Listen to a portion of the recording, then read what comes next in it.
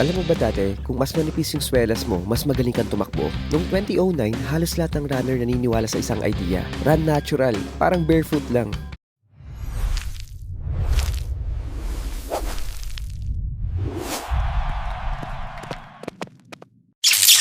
Balik tayo ng 2009. Noong panahon ito, trend yung running world ay minimalism. Lahat ng tao, baliw sa Born to Run na libro. Ang mindset, dapat manipis ang swelas. Parang nakapaa ka lang. Pero sa French Alps, may dalawang tropa. Sina Nicolas Mermud at Jean-Luc Dayard. Ang naisip nila ay kabaliktaran. Ayaw nila maramdaman ng bawat bato sa daan. Ang gusto nila, parang lumilipad lang sila sa ibabaw nito. Naglabas sila ng sapatos na mukhang moon boots. Pinagtawanan sila ng marami. Sabi nila, clown shoes daw. Pero hindi fashion statement ang habol nilang dalawa. Gumawa sila ng sapatos na kayang i-level up pagtakbo sa bundok. Galing sila sa Salomon, kaya alam nila yung pasikot-sikot ng technical gear. Actually, hindi talaga nila balak magtayo ng shoe company nung una. Ang gusto lang nila, parang overshoe na sinusuot lang na pagbaba ng bundok para hindi masira ang tuhod mo. At ang pinangalan nila dito, Hoka 11. Mayori phrase ito na ibig sabihin ay fly over the earth. Kaya makikita mo to sa diagram ng Hoka Tech Pillars nila. Focus lang sila sa tatlong bagay. Number 1, marshmallow, isang makapal pero sobrang gaan na foam. Pangalawa naman, the rocker, isang curved sole na parang rocking chair na feeling tuloy-tuloy parang roll sa paa mo. And lastly, the bucket seat, yung paa mo nakabaon sa loob ng midsole. Hindi lang nakapatong, kaya kahit matangkad ang sapatos, stable ka pa rin. Dahil weird ang itsura nito, walang major stores ang gustong kumuha sa kanila. Pero yung weirdness na ito, bumenta sa pinakamatinding atleta. At ito yung mga ultra runners. Kasi kung tatakbo ka ng 160 kilometers, wala ka nang pakialam sa itsura.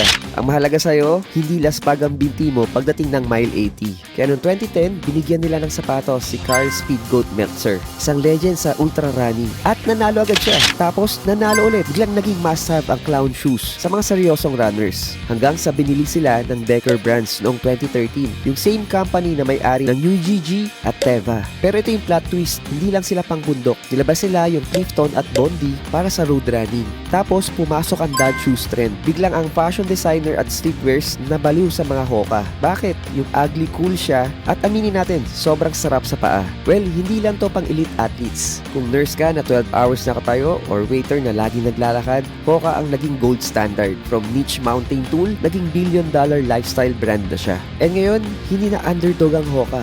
Multi-billion-dollar powerhouse na sila. Ka-level niya na yung Nike at Adidas. Pinatunayan nila na minsan ang crazy idea na pinagtatawanan ng lahat, yun pala ang babago sa buong industriya. Kaya next time na makakita ka ng makapal at chunky na sapatos, tandaan mo, hindi clown shoes yan. Paraan yan para lumipad sa ibabaw ng mundo. Alright, this is the Hoka Rocket X2 na Frost Lava natin. Ganda. Actually, sobrang mahal ng mga Hoka natin. This one, ang SRP niya is 16,300 pesos. Pero sa atin guys, binibenta na lang natin to ng 6,995 pesos lang. Sobrang mura na to. Grabe, sobrang lambot. And ang maganda pa dito guys, mukhang water repellent siya. So kahit tumatakbo ka ng tag-ulan, okay na okay din. So hindi ka masyado nadudumihan dito. Pero guys, sobrang lambot nito. May arko siya guys pero sobrang balanse ka pa rin dito. Hindi kayo matatapilok kahit na mataas ka. And gusto ko yung color. In fairness naman kahit running shoes siya, okay na okay dito ang pamporma. Ganda ng kulay white, tapos may orange tayo, tapos may purple. Alam mo naman, kahit babagayan pa rin sa ganito. Pero gusto ko yung price point niya Tsaka yung tech na nandito. Running shoes ka na, pwede pang pamporma. By the way guys, meron din tayong free na mismong laces niya. Kung ayaw mo yung white, meron tayong teal na blue dito, which is very very nice. Isa sa mga pinakamalalapit na mga sapatos sa atin is yung mga Chuck Taylor. Kasi first shoe na nabili ko ng sarili kong pera at original is yung mga Chuck Taylors natin. This one guys, dati kasi sobrang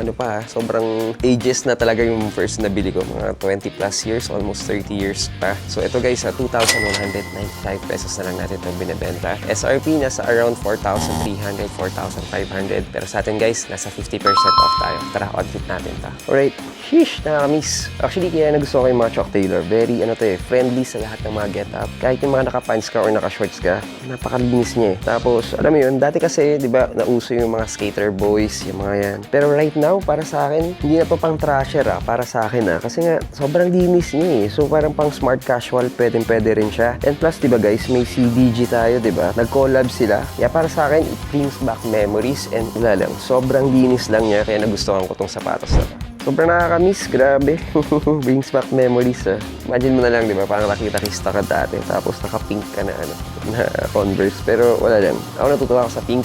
And syempre, panalo pa rin. Napakalinis. Grabe to. Alam mo yung time na nagsisimula ka pa lang, wala ka pang pambili ng mga kahit ano. Tapos yung meron ka ng pambili, gusto mo yung, alam mo na, versatile, yung pwedeng pamporma na. Wala lang, naka-versatile lang ng ano, yung sapatos na to. Pero dati talaga pang rockista yung mga Converse talaga, mga skater shoes talaga to. Pero para sa akin, pang smart casual, pwede na rin. Siya, sobrang linis eh. Okay, next up, this is the Reebok Light 4 naman. This is a running shoes natin. Ganda ng colorway nito, white and blue naman. Siyempre guys, below SRP rin tayo dito, 2,195 pesos lang natin itong binibenta. Running shoes na siya guys Eto guys, panalo na to guys. Sobrang lambot, tsaka sobrang gaan. Grabe Tapos stylish siya. Ito yung mga nasa rack, pag tinignan mo, parang wala lang, walang kadating-dating. Pero pag sinuot mo na siya, nakakaroon kayo ng connection eh. Tsaka sobrang comfy niya. Tapos running shoes na siya guys, 2,195 pesos lang. Sobrang budgetary yan. Actually, underrated eh. Hindi lang underrated, sobrang underrated si Reebok. Pero guys, pagdating sa performance, ito yung usong-uso back in the 90s eh. Ito talaga yung mga tagang performance shoes dati. And talaga naman napaka-pogi eh. Pero budget-wise guys, sobrang sulit ka na sa 2,195. Ito yung pwedeng pang running shoes. Tapos,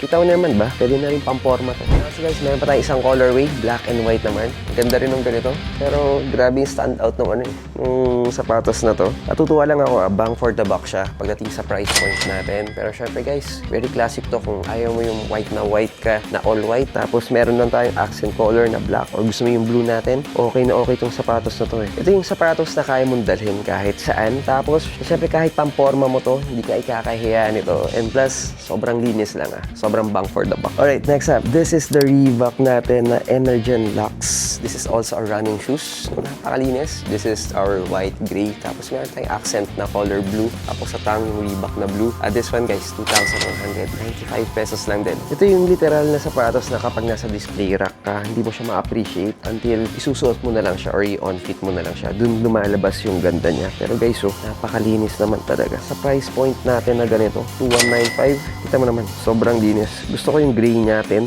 silver pa. Tapos yung accent natin na blue, talagang sobrang linis eh. Alam mo, meron tayong mga sapatos na pangharabasan, tapos gusto mo yung mga mura lang. Pero ito guys, okay lang kahit pangharabas mo kasi murang-mura lang, pero hindi ka mapapahiya. Alright, another Reebok light tayo na running shoes. Ito naman, parang navy blue naman tayo dito. Same price lang tayo dito guys, 2,195 pesos lang. So, kung ayaw mo yung masyadong white naman, ito yung bagay naman sa'yo. Siyempre, kapag gusto mo naglalakad ka, tapos siyempre pag white, lagi nadudumihan yan eh. Pero ito guys, very safe pa rin tayo. Very comfy, sobrang lambot, sobrang gaan. Tapos guys, syempre running is life na tayo eh. Yung sapatos na, alam mo yun, hindi babasag ng bulsa mo. Pero panalo guys eh. Performance na, pwede pang pamporma. So then guys, that's our 2 cents for today. God is good all the time. See you on the next one.